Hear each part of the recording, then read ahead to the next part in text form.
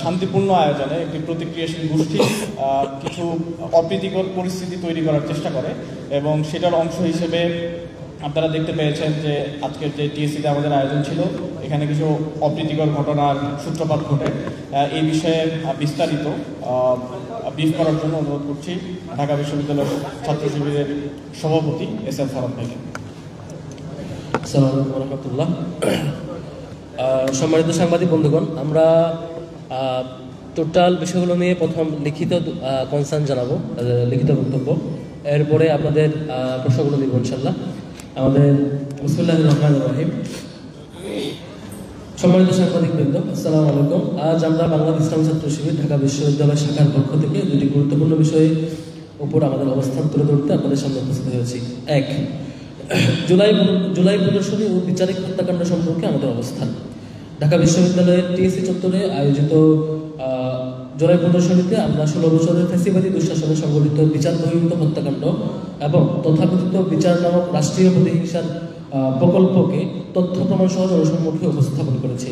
আমরা দেখিয়েছি কিভাবে শেখ হাসিনার নেতৃত্বাধীন সরকার একটি ভুয়া ও পাতানো বিচার ব্যবস্থা প্রতিষ্ঠা করে রাজনৈতিক প্রতিপক্ষকে নির্মূল করার অপচেষ্টা লিপ্ত হয়েছে। আমাদের বক্তব্যে কিছু মহল, বিশেষ করে শাহবাগ ঘরানার তথাকথিত বাম চেতনাধারীরা বেশ অস্বস্তি বোধ করেছেন। এটা খুবই স্বাভাবিক, কারণ তারাই তো এই মব জাস্টিসের প্রবর্তক, যারা 2013 সালে বিচারের নামে প্রকাশ্যে শাহবাগ চত্বরকে রায় ঘোষণার মঞ্চে পরিণত করেছিল। এবং সত্যি বলতে কি, তারা ইতিহাসের এক কালো অধ্যায়ের জন্ম দিয়েছিল, যা আজকের আয়নাঘর, গুম, ক্রসফায়ার এবং বিচারহীনতার সংস্কৃতির বীজ বপন করেছে। শাহবাগের প্রজন্ম কখনোই আইনের শাসন বিশ্বাস করেনি। তারা আইনকে মাথা নত করাতে চেয়েছে, আইনকে মাথা নত করাতে চেষ্টা করেছে এবং করেছে।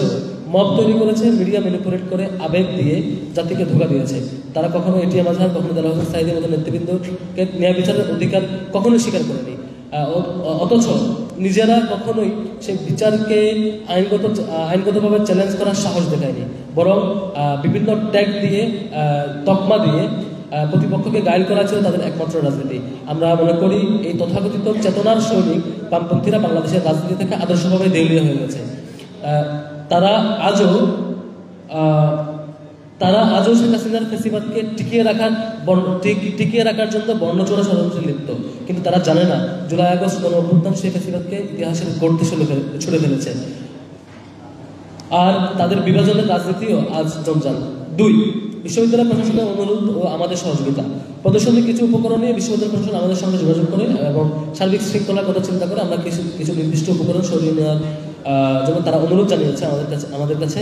আমরা স্পষ্ট করে বলতে চাই, বিশ্ববিদ্যালয় ক্যাম্পাসের সার্বিক শৃঙ্খলা ও দায়িত্বশীলতার প্রশ্নে ইসলামী ছাত্র শিবির সর্বদাই ঐতিহ্যবাহী ভূমিকা রেখে এসেছে এবং অতীতেও রেখেছে, আজও তার ব্যতিক্রম করেনি। তাই প্রশাসনের অনুরোধকে সম্মান জানিয়ে আমরা প্রদর্শনীর নির্দিষ্ট অংশ বিশ্ববিদ্যালয়ের নিতে চাইলে আমরা তাদেরকে বাধা দিয়ে নেই, বরং সম্মান জানিয়েছি। উল্লেখ্য যে এই প্রক্রিয়া পরিচালনা করেছে প্রক্টর অফিস। আমরা মনে করি আমাদের রাজনৈতিক পরিপক্কতার পরিচয় এবং দায়িত্বশীলতার প্রকাশ এটি, এবং এটি শান্তিপূর্ণ গণতান্ত্রিক পরিবেশ গঠনের প্রতি আমাদের দায়বদ্ধতার বহিঃপ্রকাশ। আজ আমরা স্পষ্ট ভাষায় বলছি যে যেই শাহবাগের হাত ধরে দেশে বিচারহীনতা, মব সংস্কৃতি, গুম, হত্যাকাণ্ড ও বিভাজনের রাজনীতি শুরু হয়েছিল, যেই শাহবাগের দৌরাত্ম্যে দেশের বিচার ব্যবস্থা বিশ্বাসযোগ্যতা হারিয়েছিল,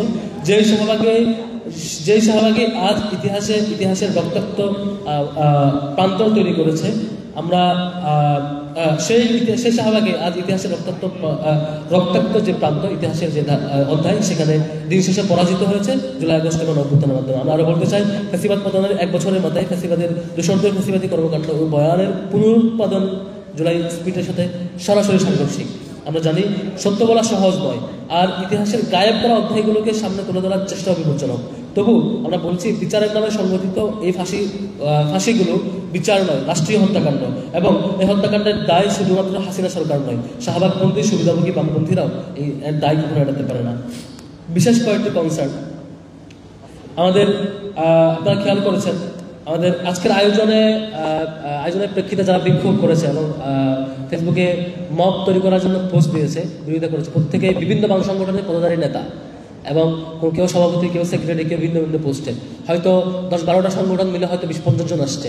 এই যারা আসছে তাদেরকে মিডিয়ার ভাইয়েরা অনেকেই দেখিয়েছেন যে সাধারণ শিক্ষার্থী হিসেবে, শিক্ষার্থীদের অভিমত হিসেবে দেখাইছেন। বেশ কিছু মিডিয়া এটা বেশ দ্বিচারিতা আচরণ করেছে। স্পষ্টত তারা রাজনৈতিক দলের প্রতিনিধিত্বশীল এবং শাহবাগ যারা কায়েম করেছিল তাদের পরবর্তী উত্তরসূরি, তারা যখন সেই সংগঠনের প্রতিনিধিত্ব করে এবং তাদের পোস্ট সবাই জানে, তারপরে তাদেরকে শুধুমাত্র সাধারণ শিক্ষার্থী হিসেবে দেখানো, এটি নিশ্চয়ই দুঃখজনক। এটি সাংবাদিকদের প্রতি অনুরোধ করবো এই ধরনের কার্যক্ষেত্রে আপনাদের স্বচ্ছতার এবং সহযোগিতা চাইব। আর দ্বিতীয় হচ্ছে, আপনারা সম্প্রতি দেখেছেন যে হত্যাকাণ্ড নিয়ে আজকের এই বিচারিক আমাদের যে স্ট্যান্ড ছিল, আমরা মুক্তিযুদ্ধ নিয়ে এর আগেও অনেকবার বলেছি, বাংলাদেশের মুক্তিযুদ্ধের কেন্দ্রিক যত হত্যাকাণ্ড হয়েছে বা সামগ্রিক যা কিছু হয়েছে প্রত্যেকটার বিচার হওয়াটা আমরাও চাই। আমরাও ইসলামী ছাত্র শিবির মুক্তিযুদ্ধ এবং মুক্তিযুদ্ধের পরবর্তী যে লিগেসি, সেই লিগেসি বহন করেই আমরা বলেছিলাম যে হচ্ছে মুক্তিযুদ্ধের এক্সটেন্ডেড রূপ হলো 24 অভ্যুত্থান মুক্তিযুদ্ধের বাইরের কোনো অধ্যায় নয়। মুক্তিযুদ্ধের মধ্য দিয়ে যে আমরা পূর্ণ স্বাধীনতা পাই নাই, মুক্তিযুদ্ধের পর যে স্বাধীনতা পেয়েছিলাম, পরে আধিপত্যবাদের কবলে আমরা পড়েছিলাম। একটা চক্র বাকশাল কায়েম করেছিল, বাকশাল কায়েম করে মুক্তিযুদ্ধের সাথে বিট্রে করেছে, মুক্তিযুদ্ধের বিপরীত আদর্শ এস্টাবলিশ করেছিল। বাকশালের সহযোগী হয়ে বাকশাল এস্টাবলিশ করে এই জাতিকে বিভক্ত করেছে এবং জাতিকে একটি হুমকির মুখে ফেলেছিল। পরবর্তীতে সেই গ্রুপের পরবর্তী প্রজন্ম এসে 13 সালে শাহবাগ কায়েম করেছে। শাহবাগ কায়েম করে আপনারা দেখেছেন দেলাওয়ার হোসেন সাঈদীর রায় দেওয়ার পরে একসাথে দুই দিনে 2 শতাধিক মানুষ গুলি করে হত্যা করেছে। সেদিনে গুলি করে হত্যা করাটাকে যারা বৈধতা দিয়েছিল, বৈধতা দেওয়ার কারণে আওয়ামী লীগ অভ্যস্ত হয়েছে গুলি করে হত্যা করা যায়। পরবর্তীতে জুলাই আগস্টের অভ্যুত্থানে তারা হাজার হাজার মানুষকে হত্যা করেছে। এই যে বৈধতা দেওয়া, যারা সেই প্রকাশ্যে 200 শতাধিক মানুষকে হত্যা করাকে বৈধতার মতামত দিয়ে বৈধতা উৎপাদন করেছে, তারা এই দায় কখনো এড়াতে পারে না। তাদের কারণে আওয়ামী লীগ পরবর্তীতে জুলাই আগস্টের গণ অভ্যুত্থানে হাজার হাজার মানুষকে গুলি করে হত্যা করেছে এবং এটা তারা এনজয় করেছে। ঠিক সেম ভাবে এই যে এই দীর্ঘ যাত্রায়, ফ্যাসিবাদ বিরোধী যাত্রায় আমরা দেখেছি এই হত্যাকাণ্ডের ব্যাপারে বেগম খালেদা জিয়া মুখ খুলেছিলেন, বলেছেন এটা বিচারিক হত্যাকাণ্ড। যখন 24 সালে যখন দেলাওয়ার হোসেন এর আগের বছর যখন দেলাওয়ার হোসেন সাঈদী যখন হাসপাতালে মারা যান এবং মেডিকেল ষড়যন্ত্রের মাধ্যমে তাকে হত্যা করা হয়, এরপরে বিএনপির পক্ষ থেকে তারেক রহমানও এটা স্পষ্ট উল্লেখ করেছিল বিচারিক হত্যাকাণ্ড। স্পষ্টত তারেক রহমান, বেগম খালেদা জিয়া কিংবা সব দিক থেকে এই ধরনের স্পষ্ট বক্তব্য থাকা সত্ত্বেও আজকে জাতীয়তাবাদী ছাত্রদল ঢাকা বিশ্ববিদ্যালয় শাখার পক্ষ থেকে একটা বিবৃতি দিয়ে এটার বিরুদ্ধে অবস্থান নেওয়া হয়েছে। এটা খুবই দুঃখজনক এবং ইতিহাসের সাথে সত্যের সাথে বিপরীত অবস্থান নেওয়া। আমরা আবার স্পষ্ট করে ক্লিয়ার করছি, আমরা সকল ধরনের বিচারিক হত্যাকাণ্ডের বিরুদ্ধে আমাদের রাজনৈতিক অবস্থান ছিল, সামনেও থাকবে। যেখানে সাক্ষ্যকে দেলাওয়ার হোসেন সাঈদীর যে যাকে রাষ্ট্র চাপ দিচ্ছিল যে তাদের পক্ষে সাক্ষ্য দেওয়ার জন্য, সেই তার প্রতিবেশী হিন্দু ধর্মাবলম্বী হওয়া সত্ত্বেও সে যখন রাজি হয়নি, তাকে কোর্টের সামনে থেকে গুম করে ফেলা হয়। গুম করে ফেলার পর তাকে পাওয়া গেছে কোথায়? পাওয়া গেছে ভারতে। তাকে ভারতে পাচার করে দেওয়া হয়। আপনারা জানেন মীর কাসেম আলী যখন বিচার প্রক্রিয়া চলতেছিল, তার পরবর্তীতে তার সন্তান যে অ্যাডভোকেট, যে তার আইনজীবী, অ্যাপয়েন্টেড আইনজীবী, তাকে গুম করে আইনাগরে বন্দী করা হয়। আপনারা জানেন সালাউদ্দিন কাদের চৌধুরীর সন্তানকে গুম করে ফেলা হয়।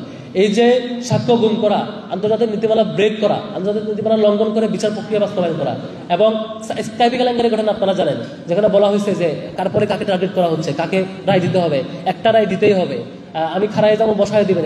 এগুলো শুনছেন নাটক মঞ্চস্থ কিভাবে করছেন, স্কাইপি কেলেঙ্কারি সবার জানা আছে। এই সামগ্রিক সবকিছু হওয়া সত্ত্বেও যারা এই ধরনের স্পষ্ট বিচারিক হত্যাকাণ্ডের পক্ষে যায়, তারা নিশ্চয়ই হাসিনাকে আবারও ফিরিয়ে আনার ষড়যন্ত্রে তৎপর। তারা নিশ্চয়ই আওয়ামী লীগের বন্দনাকে আওয়ামী লীগের সেই বি টিমকে ফিরিয়ে আনার জন্য তৎপর। আমরা বিচারিক হত্যাকাণ্ডের বিরুদ্ধে আমাদের অবস্থান আগেও ছিল, এখনো থাকবে, এখনো আছে, সামনেও থাকবে। আর একই সাথে মুক্তিযুদ্ধের ব্যাপারে তাদের অভিযোগ হচ্ছে আমরা নাকি 71 এবং 24কে একে অপরের বিরুদ্ধে নিয়ে যাচ্ছি। আমরা আগেও বলেছি এই অঞ্চলের ইতিহাস দীর্ঘদিনের ইতিহাস। 47 তার আগে ইংরেজ বিরোধী, ব্রিটিশ বিরোধী যে আন্দোলন, সেই ইতিহাসে আমাদের এই অঞ্চলের মানুষেরা জীবন দিয়েছে। এর আগে যখন সালতানাতের সময় যখন আমাদের দিল্লির দখল মুক্ত হয়ে এই অঞ্চল স্বাধীন